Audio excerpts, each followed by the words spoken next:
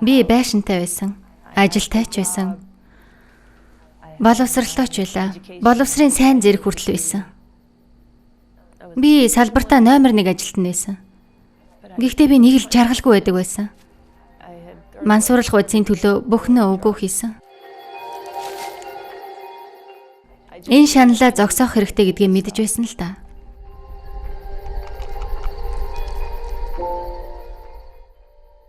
Тэрхүү мөчөд надад бодогдож байсан цор ганц зүйл нь гэртээ эргэж очих явдал. Би зөвхөрөнгөө баран сайн сайхан зүйл олж харахгүй.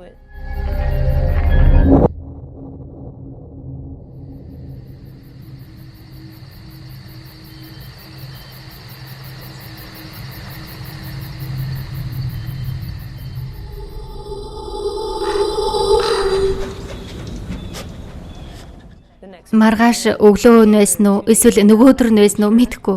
Би энэ газраас ирсэн ба маш их даарсан байсан. Би минь хөдлөхгүй болсон байсан намайг их айлгаж байв.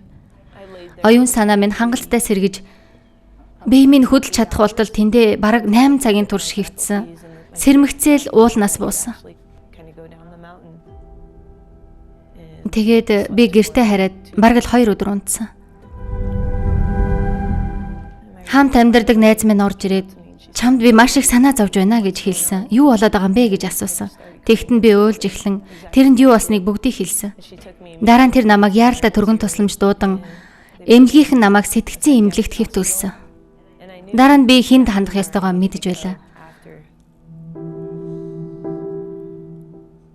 Ах минь бүх амьдралын минь турш надад маш том үлгэр дуурайл болдог байв. Тэрний гэрт би ямар нэгэн онцгой зүйлийг мэдэрдэг байв. Би тэрний гэр бүл доторх онцгой харилцаа хайрыг мэдэрч байлаа. Энэ миний хүсэж байсан зүйл яг мөн. Алхам бүрдээс дарааллын дагуу байх нь чухал шаардлага юм. Алхам 7 бол яг л энэ дараалал дээр байх ёстой зүйл гэдэгт би итгэдэг.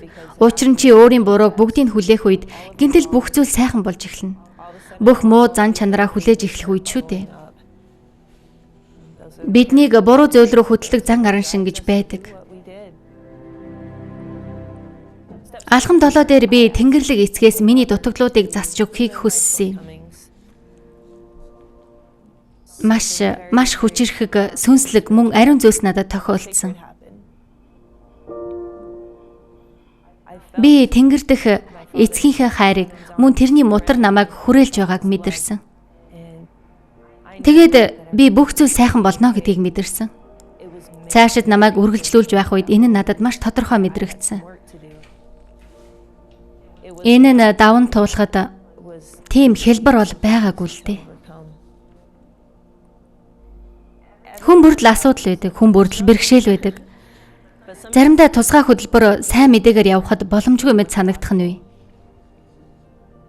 Гэхдээ миний бодох дуртай нэгэн хэллэг байдаг нь Бурхан хамгийн сайн цэргүүддээ хамгийн хэцүү тулааныг оноодог гэсэн үг юм.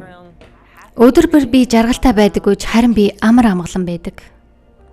Юу ч миний амьдрал тохиолдсон байлаа гэсэн би Бурханы төлөвлөгөөнд захирагдан дутагдaltaа зан чанараа үнэнчээр хүлээн зөвшөөрвөл бүх зүйл сайхан болно гэдгийг би мэднэ.